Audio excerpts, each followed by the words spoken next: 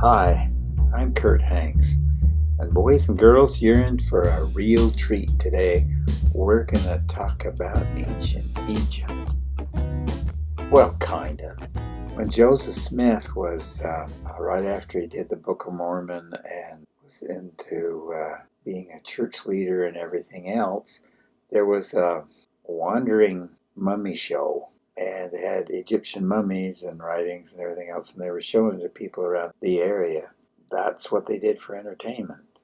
Instead of everything coming to you, things went to them back in early 1800s. He showed them the mummies and Papyri with the mummy. And Joseph Smith was interested because he bought some of the writings that were with the mummy, and he proclaimed that they were the Book of Abraham. And he translated these writings, these papyri, translated, and he said it was the writings of Abraham, and that became the Book of Abraham, which went in the Pearl of Great Price and went in the Mormon Scriptures. They thought that they had been burnt in the Great Chicago Fire, but in the mid-60s, they found them and they returned, gave them back to the church. So they had them. They had what Joseph Smith used to translate or interpret, or however he did it, translate these writings into the Book of Abraham. I think even at the time, the Egyptologists said, these are just ordinary funeral, or the Egyptian religion kind of demanded that they had these scrolls with them so they could take their journey through the underworld, just like Catholics give rosary beads with the dead, and Mormons put temple garments on them and bury them. The early Egyptians gave them papyri with the mummies so that they could find their way. These were guides, I suppose. But Joseph said that they were the writings of Abraham. Well, they said, no, they're not. Abraham is not even mentioned. And he said, well, the Egyptologist said, connected to BYU and everything, said, no, there's a deeper meaning in these scrolls. And I said, and as the years went by, no, there's no deeper meaning. They are what they are.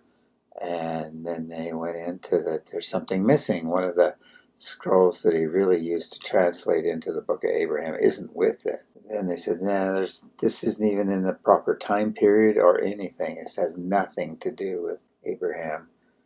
And then they go into the idea that it was just used as a catalyst to trigger Joseph Smith for deeper revelation. And then they go on, and two more explanations by Tuesday. The world of Egyptology says, no, these are just ordinary common scrolls. Funerary, I think they call it. Scrolls that they're very common. But at the time, Joseph Smith claimed translation, nobody could read Egyptian, but they can as the years passed.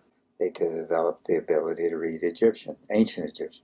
Well, that brings us to a person. This is the Egyptologist. There are two, and this is one of them, and his name is Dr. Kerry Muhlestein, and he's an Egyptologist at BYU.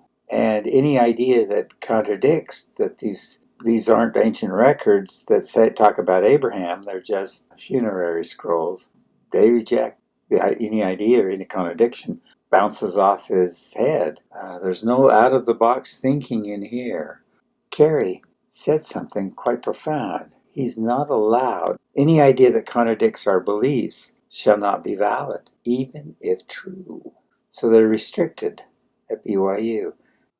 Well, the big idea that's pounding at the door of the church and the Egyptologists at BYU is this whole thing is a crock. A total, complete crock. Joseph Smith couldn't translate anything. He was as inspired as a rock, and so things contrived. Kerry's salary is connected to BYU, and BYU can get vindictive. It'll fire his ass if he comes out with the truth.